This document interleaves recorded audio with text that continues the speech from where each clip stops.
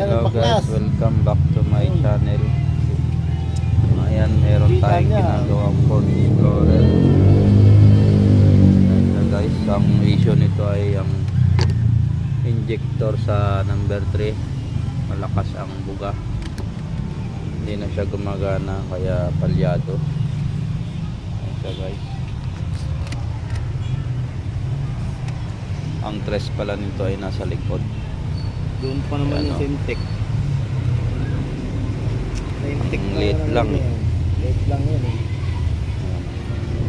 B6 siya guys. Ayan.